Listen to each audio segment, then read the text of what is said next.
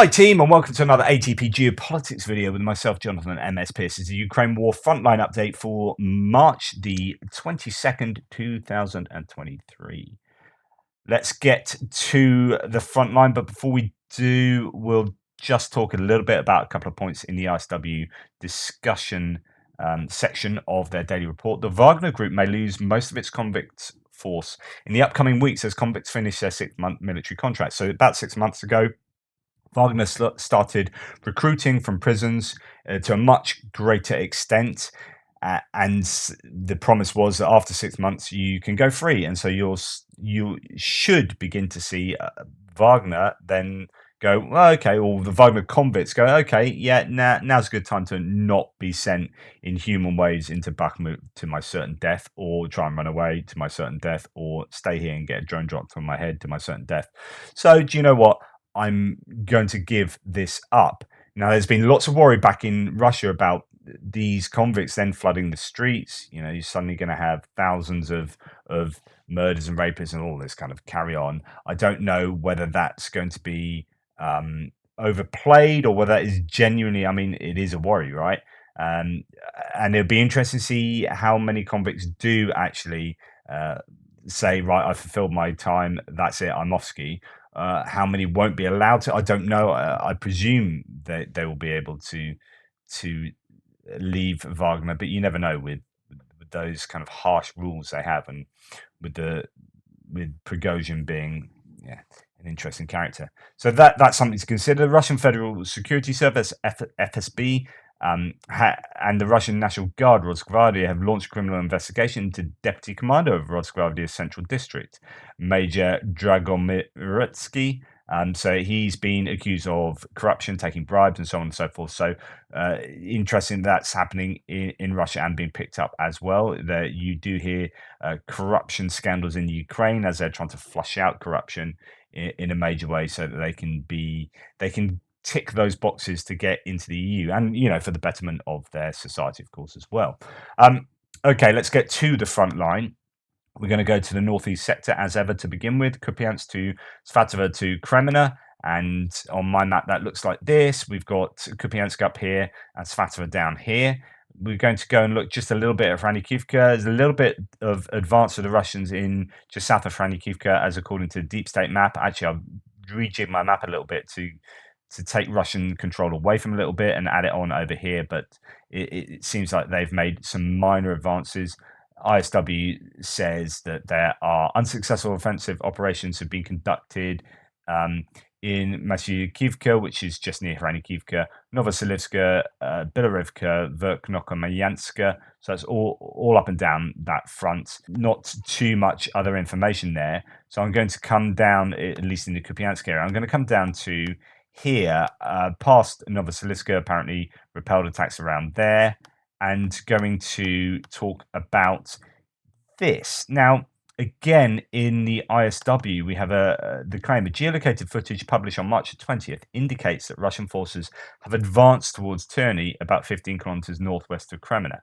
Now, I've been wondering about these kind of geolocated claims, and the last couple of days I've shown actually that those advances are generally based on lines that are further back, but these lines have been pretty static. And the ISW are claiming that Russians have made advances westwards, but that geolocated footage appears to be of a Mi-8 helicopter attacking Russian positions northwest of Kreminna.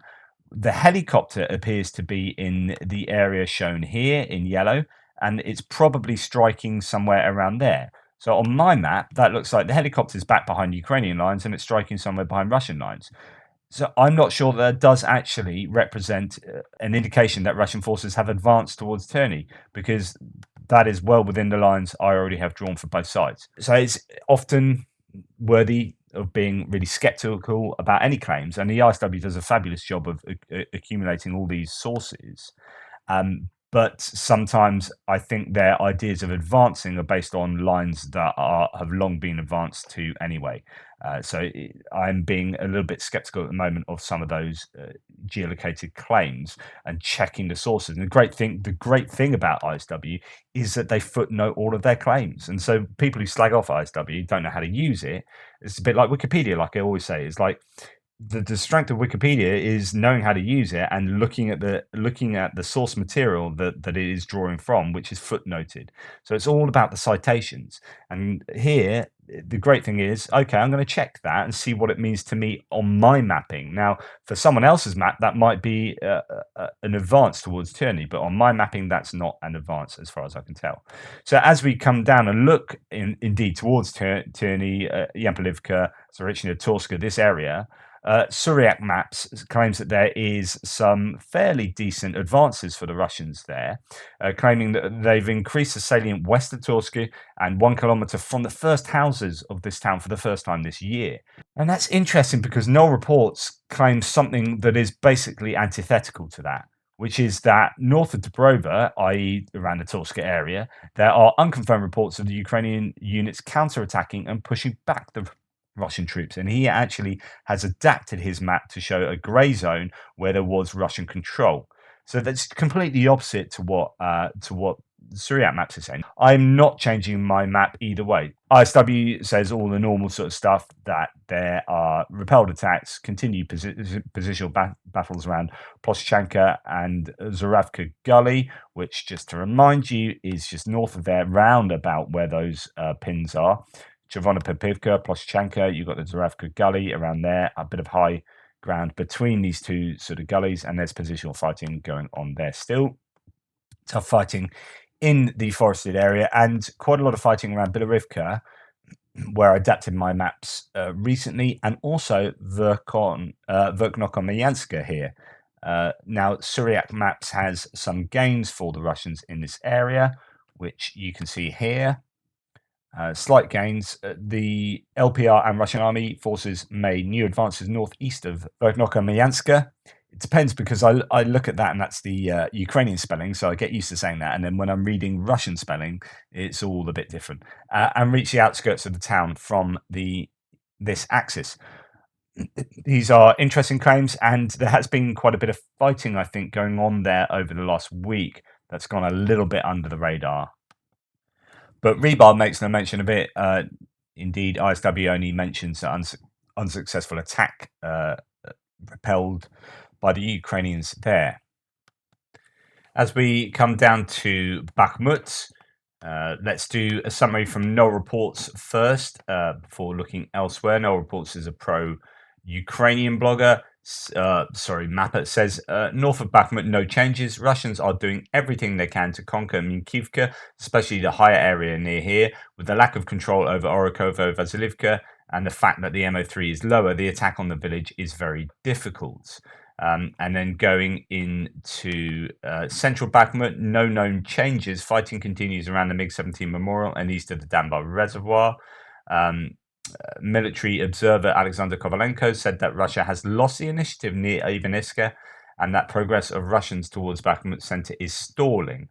However, on the other hand, Syriac Maps says that an area has been taken here just to the east of the northern part of the Azov still works. However, I already had that in Russian control anyway. In fact, I had this whole area in Russian control. I've taken back some areas, so it almost looks like, for my as far as my maps are concerned, the Russians have lost territory, because I had this whole area under Russian control, and then Syriac Maps being a pro-Russian mapper, I'm thinking I'll put that back in line with their map. I've also looked at deep state maps. There's this one little building between these two larger structures that apparently is still, contested. So obviously there's a lot of grey area going on around there.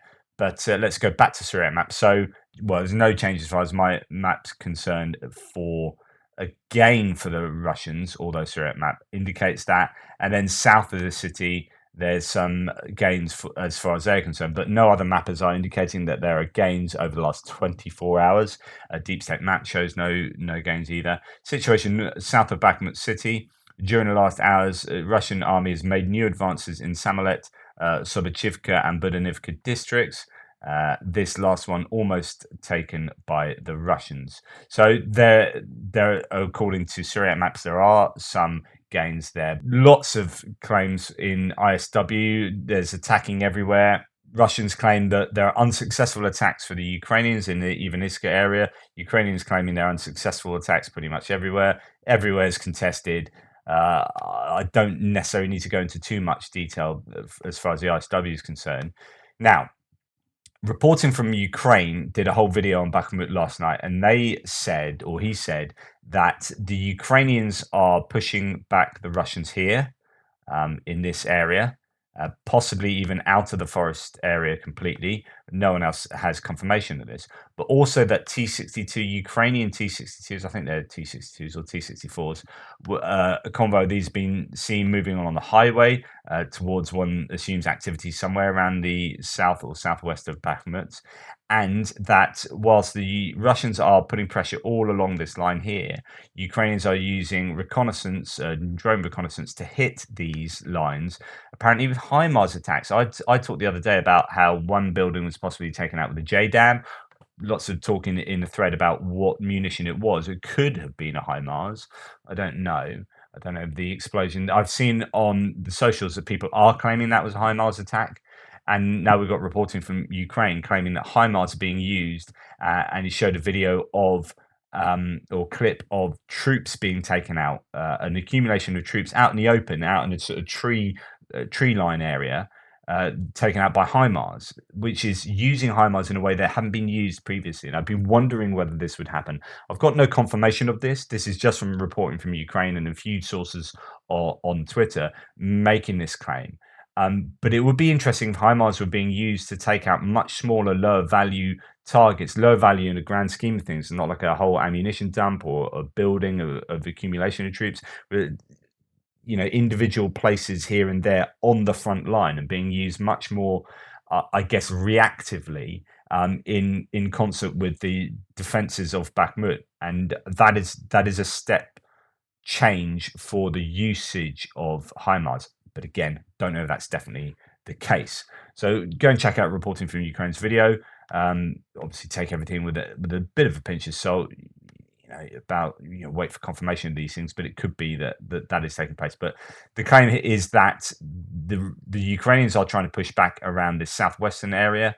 Things are pretty much in stasis elsewhere, but there are targeted artillery hits on the Russians, as well as the Russians using the same against the Ukrainians. So, as far as I can work out, not a huge amount of change there. Now, Rebar on Telegram says in the northern districts of Bakhmut, the Wagner PMC units continued to storm the industrial area. In the past 24 hours, control was established over several shops of the non-ferrous metal plants. So it's like literally that's going to be a couple of small areas of that whole industrial area.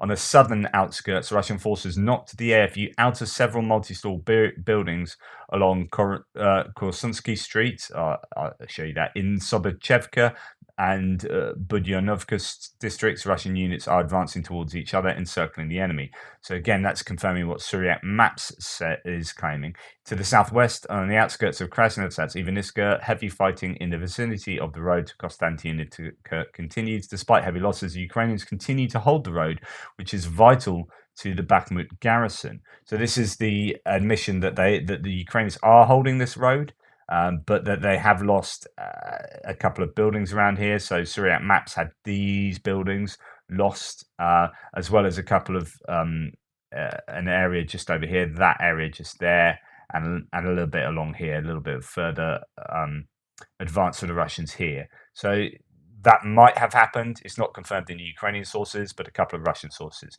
claiming that. Okay, so Bakhmut is holding. It has been fairly stable now for 48 hours or so. There are claims of some reinforcements, some mechanized reinforcements being sent in. I don't know if that constitutes counterattack on the scale that some people have been expecting, but it could be that the Ukrainians are going to put some effort into retaining Bakhmut. Now, as we come further down south, we come towards Mayorsk, past Kupiansk-Kreminna and Ozarianivka, 2 miles here.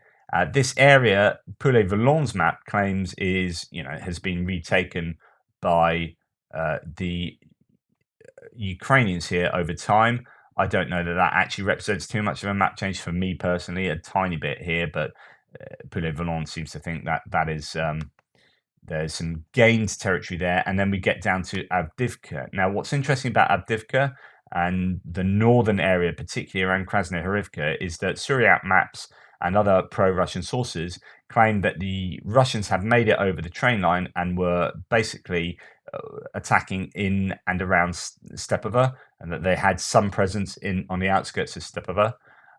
But no reports denies this.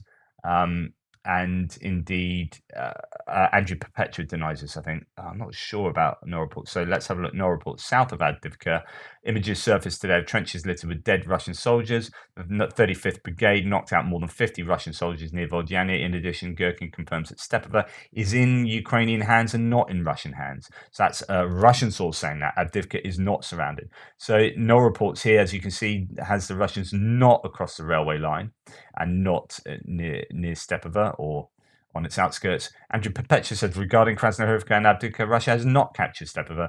That information was totally fake. They haven't even reached the Stepova outskirts. They are trying to push west from Krasnohorivka, but they have significant disadvantage due to the terrain. And if we go to look at Syriac maps here and what they say about, they don't have any information today about Avdivka, but their previous claim was here. This is from I think, is it the 20th? Yeah, the 20th. Situation north and east of Avdivka. So they had, this is Stepova, they had the Ukrainian having advanced to there. So I had that on my map as a, if we come down to Avdivka, and I didn't move my Ukrainian lines because I wasn't confident. And in fact, I've even moved back the line. Really, I could move that red line right the way back here, but I moved it back from Stepova because they definitely don't seem to be there. Are they at the railway line? I don't know. Russians and Ukrainians are claiming different things, but the Ukrainian sources are pretty adamant that the Russians are actually struggling to get further west of Krasnohorivka. So I think my blue line there could be the accurate one. But, trying to look at both sides of the story here. Now, around Avdivka, there have been some monumental losses for the Russians over the last 24 hours. So I showed you this video of a column being destroyed, a Russian column. Now, I don't know, I've got another video. So you see the column coming down here, and then it kind of zooms out a little bit. That column is still coming down there, but there's other vehicles over here that have some pretty catastrophic explosions, and later on it cuts to quite a bit of destruction and vehicles that are no longer operable and some of them cooking off. So that's that video. And that is apparently in the Avdivka direction. I think that was supposed to be 2 kilometers northwest of the airport, which is down here. So this is the airport there. So that's going to be somewhere around here on some of these roads around there. Have I got my roads? Yes, I do. Now, I don't know whether that video is also video from a different direction or whether this is a different situation. If it's a different situation, it's even more equipment loss. So the 53rd Brigade destroyed a Russian column of heavy equipment near Vodyane. So Vodyane is just south of Avdivka. Let's just check that out. So here we have mechanized equipment coming down the road, but you've got to be worried going anywhere near here. It's a bit like Vuhledar. It's like how many mines have been laid. And there you go. Bosch, is that a mine? Probably a mine, but that's a catastrophic explosion again. And really gives everyone pause for thought behind and around them. What do they do? And then these guys get hit. So I don't know if that's then artillery acting on one's behind, or whether it's mines again. And another vehicle that's been disabled. And these guys just get off it and out of it. And I showed you that video from a different direction because I remember that guy falling over. And I was saying it's amazing that these guys survived. So I have actually shown you this video from a different direction before. But the point is that there are lots of, so this might have been like within the last 48 hours rather than 24 hours, but there is just lots of destruction going on, as you can see, of various vehicles around there. So Avdivka is costly for the Russians as much as the Russians claim it is for the Ukrainians. So Vodyane, Opitny, around here, there appears to be quite a graveyard of equipment, rather similar to Vuhledar in many ways. And what else do we have to say? Yes, and then the trenches that were full of soldiers that No Reports mentions says this is reportedly in Vodyane area of Avdivka, inflicted by the 35th Marine Brigade. Again, they do a lot. They're doing a lot of damage. These guys, a lot of it with drones, but also, I think you've got mines, artillery. Some of the people in that video I won't show you because it's inappropriate. It's still moving, but there is. I said around about 100 in that trench. He says 50 there. It's hard to tell. Somewhere between 50 and 100 soldiers just in one relatively short line of trench. I mean, it is a trench full of bodies. It is absolutely horrific, and these are human beings, of course, but this is war, and it's very costly. For the Russians here. So these are trenches that they've probably taken in the Vodyane area as they've advanced. These would have been previously Ukrainian trenches that, as they're advancing towards Sverne, they've taken control of. I'm speculating here, but something has taken them out, and I don't know what it is that would have taken out all those people in the way that you see in the video. But yeah, you can go and check that out. But that is a costly area for both sides. Possibly the Russians have been stalled in the Krasnohorivka area because they did take quite a bit of territory in quite a quick succession there. I don't know that Berdichi is under as much threat as I was thinking yesterday, and some of the Russian claims could have been overblown a little bit. Syriac maps included there. Okay, let's move further down to the south. But just to give you the last bit of what the ISW says of Avdivka here, they do a little bit of interesting analysis. A Russian mill blogger purportedly in contact with personnel from the Donetsk People's Republic, 1st Slavic Brigade, claimed that the formation has suffered heavy losses and conducts assaults without artillery support in the Avdivka area. ISW previously reported that an increased tempo of Russian operations in the Avdivka area has led to major losses and is likely a misguided effort to pull Ukrainian forces away from other areas of the front. It goes on to say Russian sources offered diverging views on the Russian military's ability to encircle Avdivka and the significance of the settlement. Some Russian sources claim that Russian forces are threatening to encircle Ukrainian forces in Avdivka from the north, east, and south, and that the capture of Stepanova cut the railway line and Ukrainian forces used to supply its grouping in Avdivka.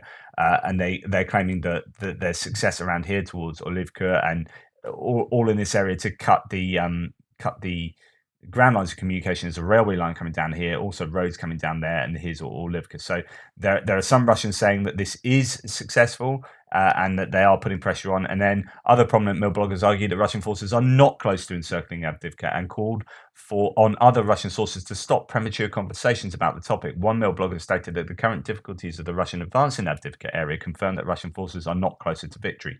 That Russian sources offered diverging views on the importance of capturing Avdivka, with one mill blogger arguing that the settlement is a significant industrial area, while another questioned how capturing Avdivka would significantly change the operational situation along the outskirts of Donetsk city when Ukrainian positions in Kharkivka and Kurakova are just as fortified as those in Avdivka.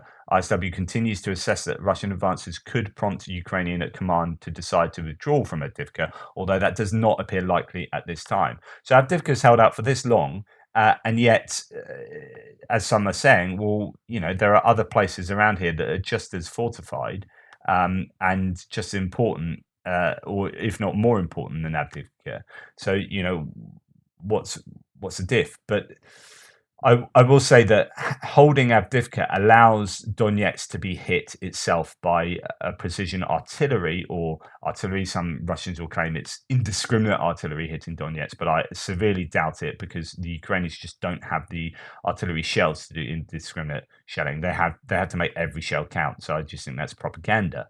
But they are hitting Donetsk now. If we look at the distance from Donetsk of, I don't know, artillery shells. So you want a sort of 25-kilometer range that gets you not even to the center. If you can have artillery operating, I don't know whether you would be able to, but if you could have artillery operating from there, then that gets you a much longer range, obviously, and you would be able to hit most of Donetsk if you could have artillery situated within that salient there. But I don't know whether artillery there is too dangerous to have positioned in that area. But you can imagine if it is, then Avdivka does present a problem for Donetsk, and there is value in taking that town. Now, as you come further south, there really isn't much other information about Vuhledar, nothing from Vuhledar in ISW, nothing about the Zaporizhia front line that's had quite a bit of activity recently. Poulet-Volon's map, let's have a look. The usual pressure from the Russians, Nivelska up there near Avdivka, Marinka, Pobjeda, and sort of near Vuhledar there, but no, I have no actual evidence that of activity happening. No explicit information. And then here again, activity from the Ukrainians pushing down south with those reconnaissance in force, units pushing towards Roboterna, Nesteryanka, and so on and so forth. But again, that could be based on what happened over the last 48 hours rather than what happened yesterday. No real information about the rest of the front line and Kherson included. There's quite a bit of talk about what happened in Zhankoy, because obviously it was a quite significant hit. There was an explosion 2 nights ago. I reported yesterday morning that hit Zhankoy, which is a hub, a transport hub. It also has an air base. So if we look at it on the war mapper map, you get a sense of the railway connections there. So Zhankoy is super important. Now, the claim from the Ukrainians was it hit a train with cruise missiles, and there was certainly a big explosion. But the Russian mill bloggers are pushing back and saying, well, if it was cruise missiles on board, you would have had secondary explosions. And I'd actually broadly agree with that. Whatever happened at Zhankoy, it was a significant explosion. And my guess, it would have taken out the railway for at least some time. Now, the railways are fairly easy to fix. It depends how widespread that damage was. We don't really have any information coming out there. So it's just a lot of speculation from both sides. My thoughts is it probably wasn't. It was a big explosion, so something big exploded. But it seemed like that was drones that were being used. The drones wouldn't have given that big explosion. Something big exploded, but I do agree that you probably would have had secondary explosions that we didn't witness if there were cruise missiles on that train. So I don't know. Something big happened there, and that will take out the usefulness of that is taking out the logistics capability of the Russians in feeding Sevastopol, but also up into Kherson area as well. So that's a really important place to hit Zhankoy. And according to the ISW, the Russians are now putting in the Russian Investigative Committee notably announced it is opening an investigation into drone activity following the reported drone strike on Zhankoy. You can imagine they wouldn't want that happening again, and they'll be really super angry that Zhankoy has been hit a number of times and the drones are still able to get through. Anyway, that's the frontline update for today. News just in that the Russians have hit Zaporizhia in pretty much what I would call a terrorist missile attack. It's just hit a residential building and it's caught on CCTV and it's pretty horrible. And it could be another Dnipro. Just utterly unacceptable. Utterly unacceptable. That has just happened. I'll report on that later. But that's a frontline update. Please like, subscribe, and share. Really appreciate you supporting what I'm doing here. And check out my extra video out later.